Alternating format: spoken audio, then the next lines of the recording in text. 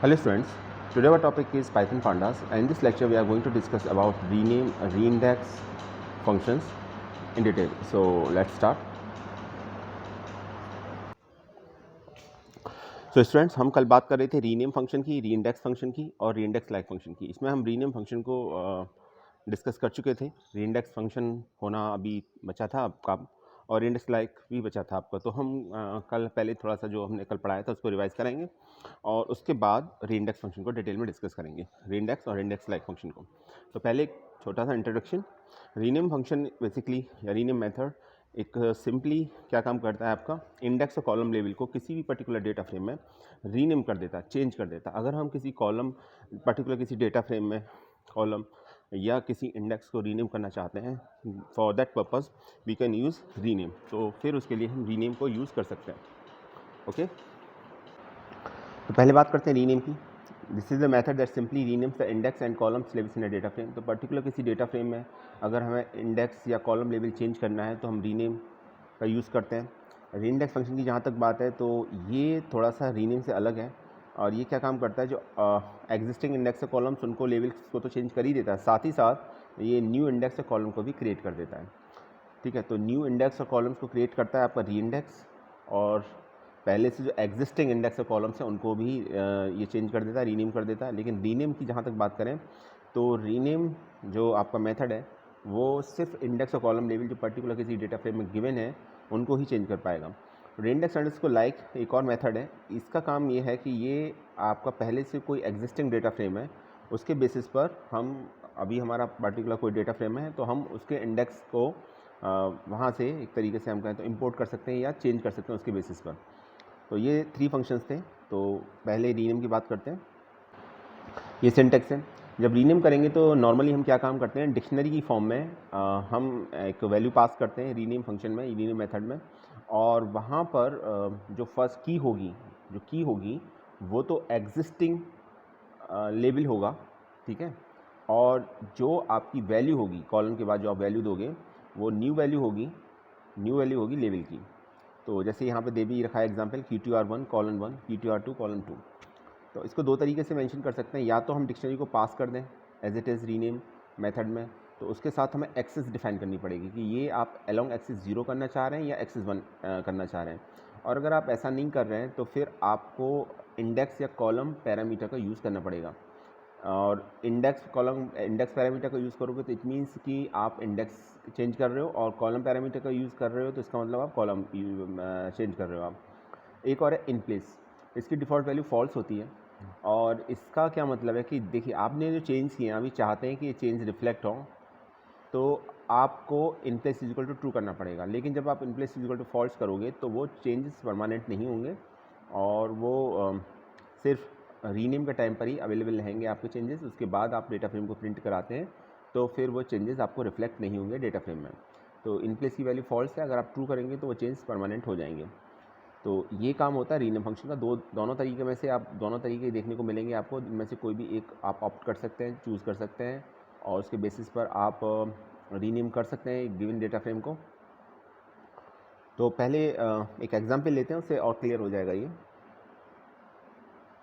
देखिए यहाँ डिस्क्रिप्शन दे रखा है ऑलरेडी, कल मैं बता चुका था तो इसको अब बहुत ज़्यादा कुछ बताने की ज़रूरत नहीं है. लेकिन हाँ इतना ज़रूर है कि मैपर, इंडेक्स और कॉलम में से कोई आप एक लोगे. मैपर का मतलब डिक्शनरी लोगे और इंडेक्स में भी आप कोई डिक्शनरी पास करोगे. लेकिन फ़र्क सिर्फ इतना है कि जब मैपर लोगे तो आपको एक्सेस मेंशन करना ज़रूरी होगा.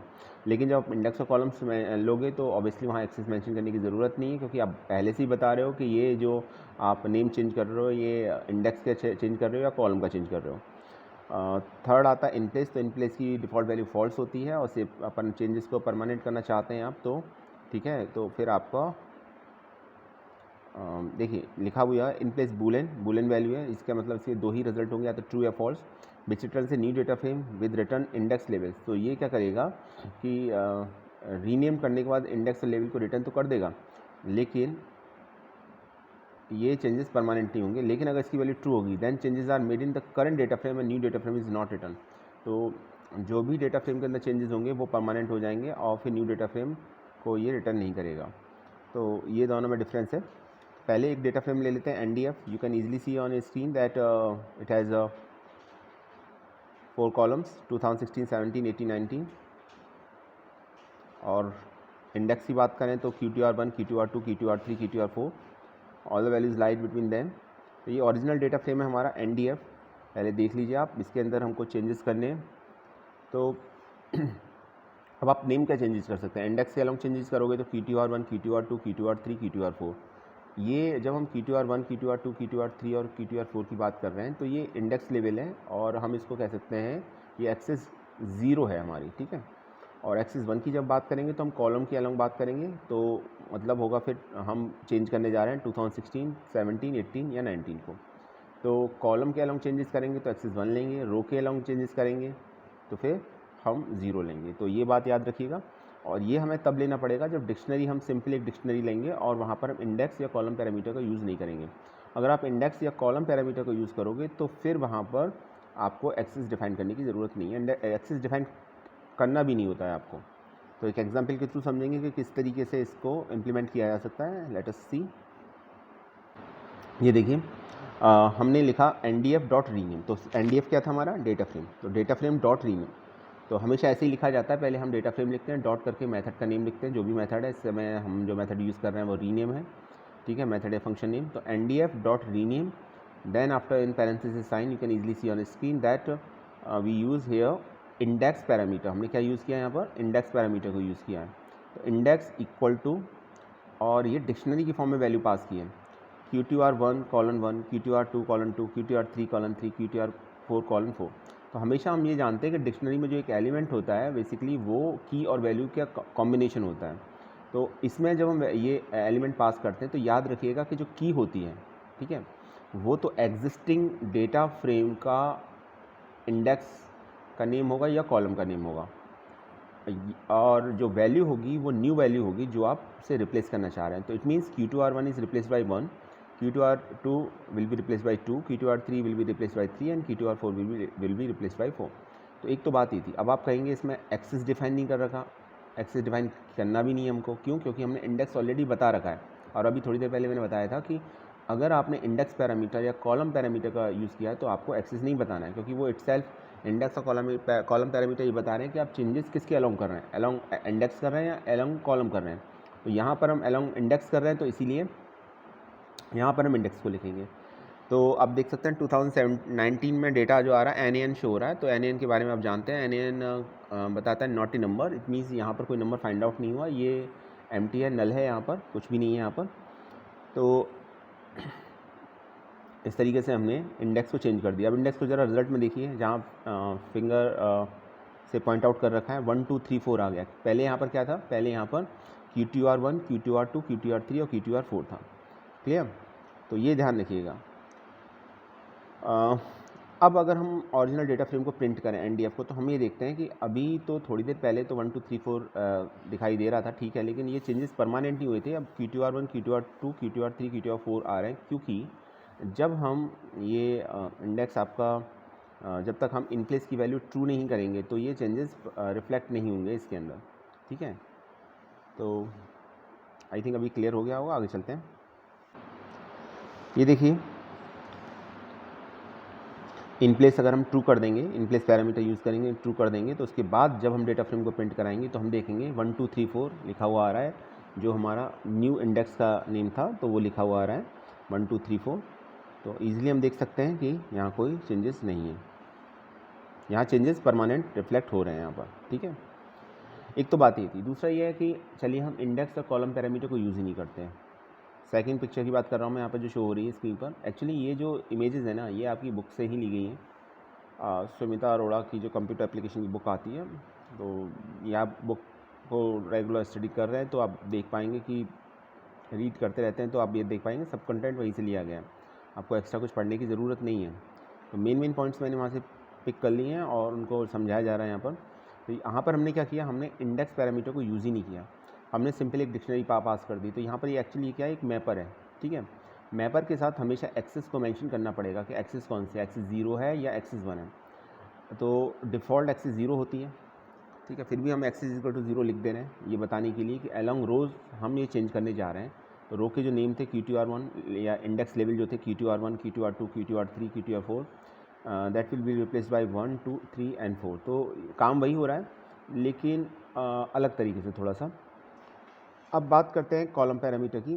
तो कॉलम्स पैरामीटर का जब आप यूज़ करोगे तो फिर से अगेन आपको जो वैल्यू पास करनी होगी in the forms of the dictionary आपको पास करनी होती है। तो सिंटेक्स वही रहेगा, डिक्शनरी की फॉर्म में पास करेंगे। की जो होगी वो आपकी ओल्ड डेटा फ्रेम का आपका कॉलम नेम होगा और कॉलम के बाद जो आप वैल्यू दोगे वो आपका न्यू नेम होगा। और अगर आप मैपर यूज़ कर रहे हो, डिक्शनरी यूज़ कर रहे हो without using the index and column parameter, in that case you will be used axis is equal to 1 because axis is equal to 1 reflect the changes along column. तो आपको access बताना पड़ेगा वहाँ पर कि आप किस एक्सेस के अलॉन्ग चेंजेस कर रहे हैं, वेदर इट इज़ 0 और whether it is 1। By default it is 0, तो आप मेंशन नहीं भी करेंगे तो आप ये ना सोचें कि एरर आएगी, एरर नहीं आएगी। In that case there will be no error because by default axis will be 0। तो एक्सेस इज़ 0। तो आपको एक्सेस 1, फिर भी आप एक्सेस को मेंशन कीजिए क्योंकि मैपर के साथ आप डिक्शनरी के साथ अगर आपने इंडेक्स या कॉलम पैरामीटर का यूज़ नहीं किया, सिंपल डिक्शनरी को पास किया, तो वहाँ एक्सेस को मेंशन करना ज़रूरी होता है। इसलिए क्योंकि आपको बताना होता है कि आप किस एक्सेस के अलॉन्ग कर रहे हैं। तो इसमें मैंने एक्सेस इक्वल टू 1 लिखा है, इट मीन्स कॉलम्स के अलॉन्ग चेंजेस करने जा रहे हैं। तो एक एग्जाम्पल के थ्रू इसको समझने की कोशिश करेंगे कि किस तरीके से ये काम होता है आपका। ठीक है,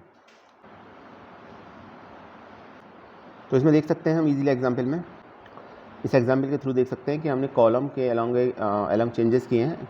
और ये हमने कैसे पता लगाया कि कॉलम के अलॉन्ग चेंजेस हो रहे हैं, क्योंकि एक्सेस 1 है और एक डिक्शनरी दे रखी है। तो डिक्शनरी सिंपल एक डिक्शनरी देने से तो कुछ पता नहीं चलेगा कि ये किस एक्सेस के अलॉन्ग चेंजेस हुए हैं, क्योंकि इंडेक्स या कॉलम पैरामीटर को अगर हम यूज़ करते तो पता चलता कि चेंजेस इंडेक्स के अलॉन्ग है या कॉलम के अलॉन्ग है, तो वो तो है नहीं इसमें। तो अभी देखिए 2016 colon 16, 2017 colon 17, 2018 colon 18, 2019 colon 19। It means 2016 will be replaced by 16, 2017 will be replaced by 17, 18 को 18 रिप्लेस कर देगा, 2019 को 19 रिप्लेस कर देगा। ठीक है, तो कॉलम्स के जो नेम है वो चेंजेस हो जाएंगे। अब जरा आंसर देखिए, जब हम प्रिंट कराएंगे इन प्लेस, इस केस में भी देखिए इन प्लेस तो मैपर को यूज़ करें या फिर हम इंडेक्स कॉलम पैरामीटर के साथ यूज़ करें, तो दोनों ही केसेस में यूज़ कर सकते हैं। उसमें कोई आपको डाउट नहीं होना चाहिए, कोई हेजिटेशन नहीं होना चाहिए। In place is equal to false default value होती है। इसका मीनिंग सिंपल सा ये होता है कि ये चेंजेस हैं वो आपके ओरिजिनल डेटा फ्रेम के अंदर नहीं हुए हैं। और in place is equal to true का मतलब है कि वो चेंजेस आपके ओरिजिनल डेटा फ्रेम के अंदर हुए हैं। तो अभी तो इन प्लेस की हम बात ही नहीं कर रहे, अभी तो सिंपल एक एक्सेस के अलॉन्ग बात की हमने। तो एक्सेस इज इक्वल टू 1 जब लिया है आपने, तो ये देखिए ज़रा आंसर में आपने वैल्यूज़ को चेंज कर दिया है। 2016 की जगह 16 लिखा हुआ है, 17 की जगह 17, 18 की जगह 18 और 2019 को 19 ने रिप्लेस कर दिया है। तो कंप्लीट जो ईयर दे रखा था ना 2016, उस तरीके से सिर्फ 16 आ रहा है वहाँ पर। तो 16, 17, 18, 19 इस तरीके से शो होगा डेटा आपका, क्योंकि आपने अभी एक्सेस 1 के अलॉन्ग चेंज किया है। तो ये था आपका रीनेम का, रीनेम कंप्लीट हो चुका। ये मैंने कल भी समझाया था आपको, पर यहाँ पर मुझे चूँकि आपको रीइंडेक्स समझाना था, तो रीइंडेक्स के लिए रीनेम को क्लियर करना ज़रूरी है कि दोनों में डिफरेंस क्या है, दोनों कैसे काम करते हैं। और कभी कभी एग्जाम में क्वेश्चन भी पूछ लिया जाता है कि रीनेम और इंडेक्स में क्या डिफरेंस है। ठीक है, तो वो भी पता होना चाहिए आपको। इसको हम ऐसे भी लिख सकते हैं जैसे यहाँ पे लिखा हुआ है, ndf.rename columns is equal to 2016 colon 16, 2017 colon 17, 2018 colon 18, 2019 colon 19। तो 2016 को 16 ने रिप्लेस कर दिया, 2017 को 17 ने रिप्लेस कर दिया, 2018 को 18 ने रिप्लेस कर दिया, 2019 को 19 रिप्लेस कर देगा। और यहाँ पर हमने एक्सेस नहीं देंगे क्योंकि हमने यहाँ पे कॉलम पैरामीटर का यूज़ किया, तो वो देने की ज़रूरत भी नहीं है, देंगे भी नहीं। ठीक है, और सिंटेक्स भी अलाउ नहीं करता इसको। अब बात करते हैं रीइंडेक्स की। तो रीइंडेक्स में बस ये है आपका कि रीइंडेक्स में एक न्यू कॉलम और लेबल भी आप इंडेक्स के अलॉन्ग और कॉलम के अलॉन्ग आप इसमें आप न्यू कॉलम और न्यू रो को ऐड कर सकते हैं। ठीक है, इसको ऐसे समझिए सिंपल वे में, रीइंडेक्स के थ्रू। रीनेम में सिर्फ हम नेम ही चेंज कर पा रहे थे, पर रीइंडेक्स में हम नेम तो चेंज कर ही देंगे, कॉलम का और जो इंडेक्स का, इंडेक्स कॉलम लेवल दोनों को चेंज कर देंगे, साथ साथ न्यू इंडेक्स और न्यू कॉलम भी क्रिएट कर सकते हैं। अब क्वेश्चन यहाँ पर ये आता है कि जब हम न्यू कॉलम और न्यू इंडेक्स को क्रिएट कर देंगे तो फिर जो न्यू कॉलम और न्यू इंडेक्स होगा उसकी वैल्यू कहाँ से आएंगी या उसकी वैल्यू क्या होगी। तो अब चूँकि न्यू कॉलम जनरेट हुआ है, न्यू इंडेक्स जनरेट हुआ है, तो इंडेक्स लेवल जनरेट हुआ है, तो फिर वहाँ पर जो वैल्यू आती है बाय डिफ़ॉल्ट NaN से फिल हो जाती है। NaN का मतलब नॉट ए नंबर, तो NaN से शो होगा वहाँ पर डेटा। और अगर आप इसको चेंज करना चाह रहे हैं तो चेंज कर सकते हैं, पर्टिकुलर किसी एक गिवन नंबर से रिप्लेस करना चाह रहे हैं तो वो भी पॉसिबल है। तो इसमें बाकी पैरामीटर्स तो सब कुछ रीनेम की तरह रहते हैं, रीनेम मेथड की तरह ही रहते हैं, बस एक और एक्स्ट्रा बढ़ जाएगा, वो है फिल अंडरस्कोर वैल्यू। और ये क्यों एक्स्ट्रा है? ये इसलिए एक्स्ट्रा है क्योंकि इसमें क्या होगा कि फिल अंडरस्कोर वैल्यू ये बताएगा कि जो आपने न्यू कॉलम या न्यू इंडेक्स लेवल ऐड किया है उसमें आप वैल्यू क्या फिल कर रहे हैं। अगर आप कुछ फिल नहीं करेंगे तो इसकी डिफ़ॉल्ट वैल्यू NaN अपना रोल प्ले करेगी, ठीक है। अदरवाइज़ आप कुछ और दे देंगे फिल अंडरस्कोर वैल्यू की जगह, तो फिर आपका उसी से आप रिप्लेस कर सकते हैं। बाकी सब कुछ सेम ही है इसमें जैसे पहले था आपका। तो एक एग्जांपल के थ्रू समझते हैं इसको, आई थिंक ज़्यादा सही रहेगा। ये देखिए, रीइंडेक्स का मतलब है reordering the existing index. Reorder करना है आपको, ठीक है। रीऑर्डर कैसे करेंगे? रीऑर्डर का मतलब पहले से इंडेक्स बना हुआ है, अब जो इंडेक्स बना हुआ है हम उसको ऊपर नीचे शफल कर देंगे, चेंज कर देंगे, तो वो कर सकते हैं, कोई दिक्कत नहीं है। री इंडेक्स इसलिए से री इंडेक्स बोला जाता है। तो कैसे करेंगे? देखिए, NDF डॉट री इंडेक्स। अब आपने लिखा QTR4, QTR1, QTR3, QTR2, तो ये आपने लिख दिया। एक्सेस बाय डिफ़ॉल्ट जो होती है ना वो ज़ीरो होती है, तो आप लिखेंगे एक्सेस या ना लिखें उससे कोई फ़र्क नहीं पड़ता, एक्सेस ज़ीरो के अलॉन्ग ही चेंज होगा। लिखने को आप लिख सकते हैं, इसलिए दोनों सिंटेक्स को गौर से देख लीजिए। तो जब आपने ये किया तो QTR4 पहले आएगा, QTR1 उसके बाद में, QTR3 उसके बाद और QTR2 सबसे लास्ट में आएगा। तो री इंडेक्स में, रीनेम में तो हम नेम चेंज कर रहे थे, जबकि री इंडेक्स में क्या होगा, हम ऑर्डर भी शफल कर सकते हैं और न्यू इंडेक्स या कॉलम को ऐड भी कर सकते हैं। तो अभी फ़िलहाल हमने ऑर्डर चेंज कर दिया है। अब QTR4 का जो डेटा था वो सबसे पहले शो होगा, ठीक है। ऐसा नहीं है सिर्फ QTR4 पहले आएगा, उसका डेटा जो भी होगा कंप्लीट रो सबसे पहले दिखाई देगी, फिर देन आफ्टर QTR1, QTR3 और एट लास्ट QTR2। तो ये हो गया आपका इस तरीके से। आप अगर इसको ऐसे भी लिखना चाहें, NDF डॉट री इंडेक्स ब्रैकेट में लिखें index is equal to QTR4, QTR1, QTR3, QTR2, तो भी ठीक है, क्योंकि आपको वहाँ बताना पड़ेगा कि आप चेंजेस इंडेक्स के अलॉन्ग कर रहे हैं या कॉलम के अलॉन्ग कर रहे हैं, तो वो भी ठीक है, आप वो भी कर सकते हैं। तो इसमें हमने यही करने की कोशिश की गई है। और एक और एग्जांपल देखते हैं, समझने की कोशिश करते हैं। अच्छा, ये हम जो डेटा फ्रेम लेके चल रहे हैं NDF ही लेके चल रहे हैं, अभी तक हमने डेटा फ्रेम चेंज नहीं किया है। तो अभी चाहे री इंडेक्स हो चाहे वो आपका रीनेम हो, आप जो डेटा फ्रेम लेके चल रहे हैं वो आप अभी NDF ही लेके चल रहे हैं। आगे देखते हैं।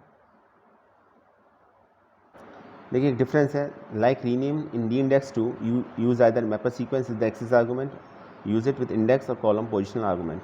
या तो आप इंडेक्स और कॉलम पोजिशनल आर्गूमेंट का यूज़ करोगे, या फिर आप मैपर का यूज़ कर रहे हो तो फिर उसके साथ आपको axis as a parameter value use करनी पड़ेगी या एक्सेस आर्गूमेंट का यूज़ करना पड़ेगा।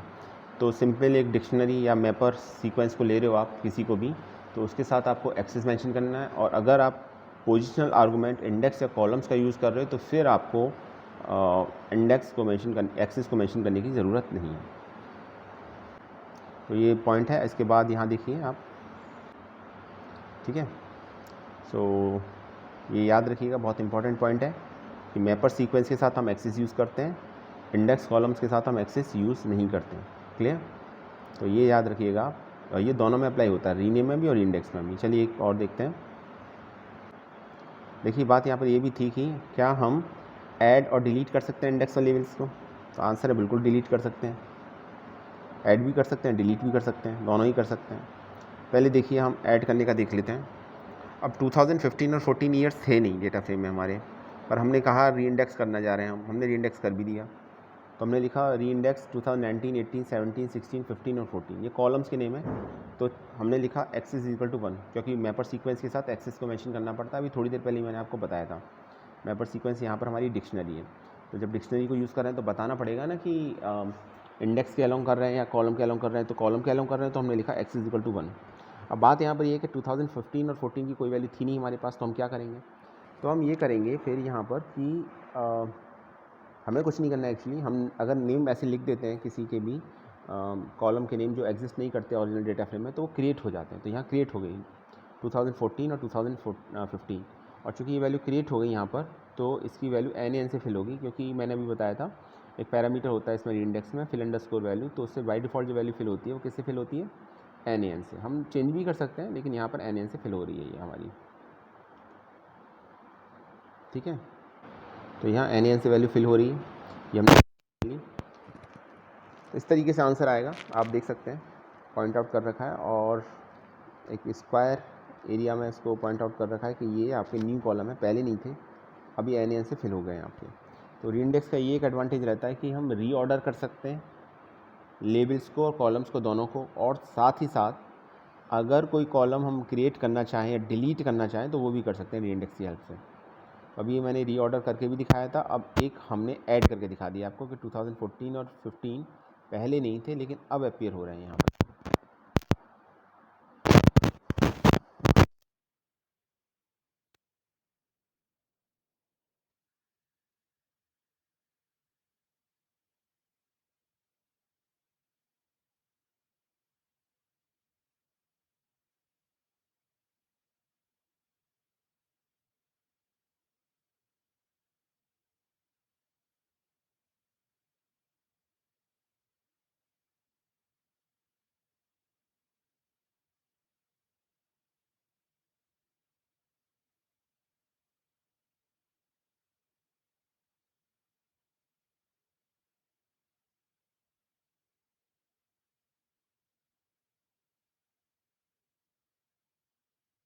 चेंज करना चाहें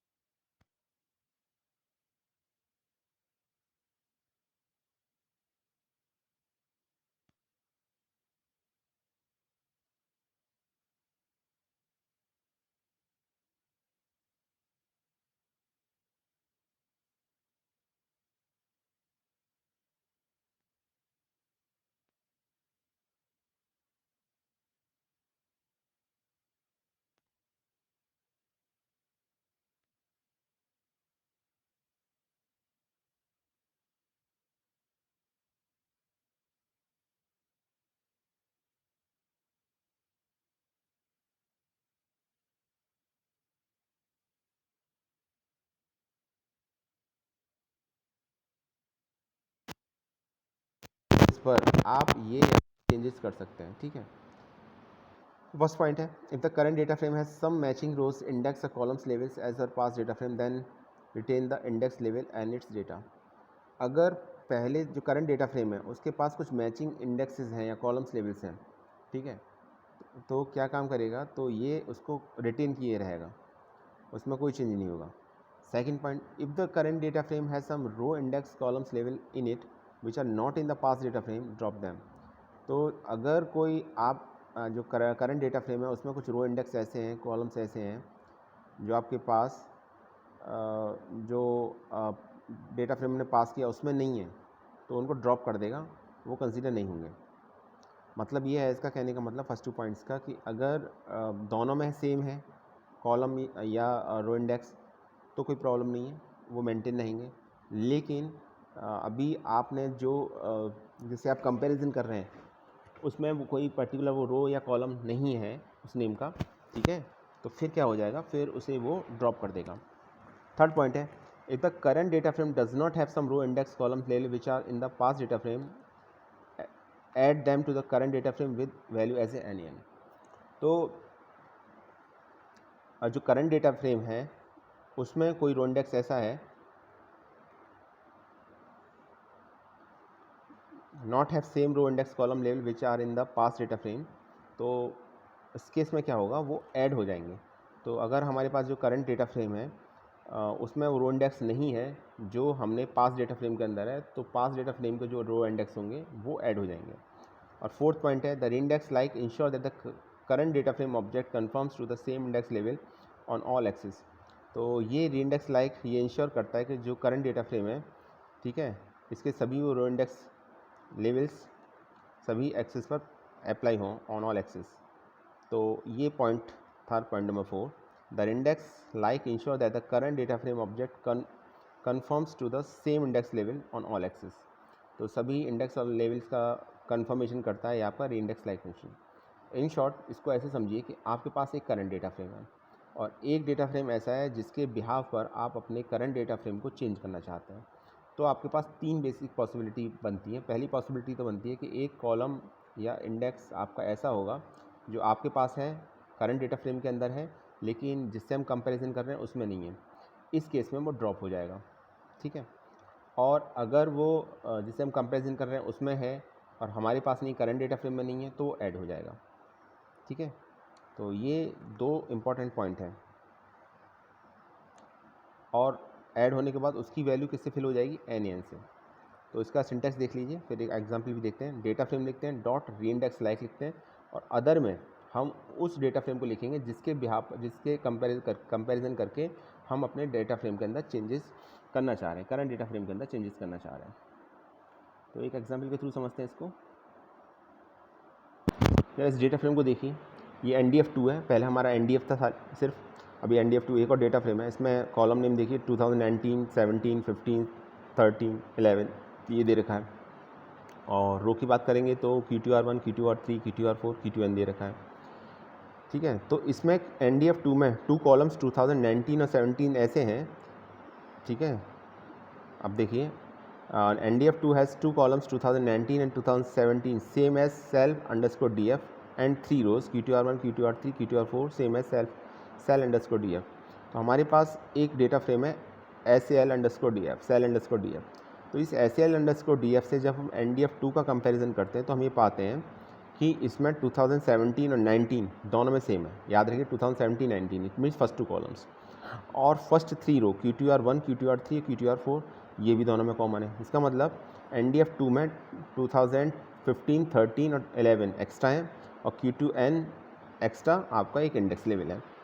तो क्या होगा ये जब हम कंपैरिजन करेंगे तो वो भी देख लेते हैं हम। ये देखिए, ये हमारा SL_df, cell_df डेटा फ्रेम है 2016, 17, 18, 19 ये कॉलम है हमारे पास। Q2R1, Q2R2, Q2R3, Q2R4 ये हमारे पास कॉलम है। देख लीजिए ज़रा cell_df को देख लीजिए अच्छी तरीके से। 16, 17, 18, 19 4 कॉलम्स और 4 रोज़ हैं Q2R1, Q2R2, Q2R3, Q2R4। ज़रा NDF2 को देखते हैं एक मिनट आप। तो वहाँ 16, 17, 18, 19 थे, यहाँ 17, 19 तो सेम है, 16, 17 नहीं है, 15, 13, 2011 यहाँ पर सेम है। Q2R1, 3, 4 2 नहीं है यहाँ पर, ठीक है, और Q2N एक्स्ट्रा है। तो आप आसानी से देख सकते हैं। तो ये दोनों डेटा फ्रेम आपने देख लिए। अब देखिए यार, हम रीइंडेक्स लाइक को यूज़ करके देखते हैं। आपने लिखा NDF2.reindex like SAL_df। तो SAL_df डेटा फ्रेम को की तरह हम NDF2 को बनाना चाह रहे हैं, तो क्या होगा, तो ये आंसर आएगा आपका 2016, 17, 18, 19, ठीक है। इसमें क्या था आपका 2017, 18, 19 पहले से थे। 16 cell_df में था पर NDF2 में नहीं था। तो cell_df में था, NDF2 में नहीं था, तो ये इंसर्ट तो हो जाएगा और इसकी वैल्यू NN से फिल हो जाएगी, ठीक है। इसी तरीके से अगर आप देखेंगे कि रो वाइज अगर बात करें, इंडेक्स वाइज बात करें, तो Q2R1, Q2R3, Q2R4 तो थे cell_df में और NDF2 में, पर cell_df में Q2R2 था जो NDF2 में नहीं था, तो वो इंसर्ट हो जाएगा और उसकी वैल्यू NN से फिल हो जाएगी। कहने का मतलब ये है कि सेल अंडरस्कोर DF के सभी कॉलम्स इंसर्ट हो जाएंगे जो NDF2 में नहीं है, और NDF2 के वो सभी कॉलम्स और रो इंडेक्स आपके एग्जिस्ट नहीं करेंगे फाइनल रिजल्ट में जो आपके सेल अंडरस्कोर DF में नहीं है। दूसरी बात ये कि सेल अंडरस्कोर DF में जो रो इंडेक्स हैं आपके, वो NDF2 का पार्ट तो बन जाएंगे और उनकी वैल्यू NAN से फिल हो जाएगी। तो ये था स्टूडेंट आज का हमारा वीडियो। आई होप आपको समझ में आ चुका होगा। थोड़ा सा प्रैक्टिकल इंप्लीमेंट करके देखिए तो और क्लियर हो जाएगा। नेक्स्ट वीडियो में हम इसको इंप्लीमेंट करके दिखाएंगे। Thanks for watching this video.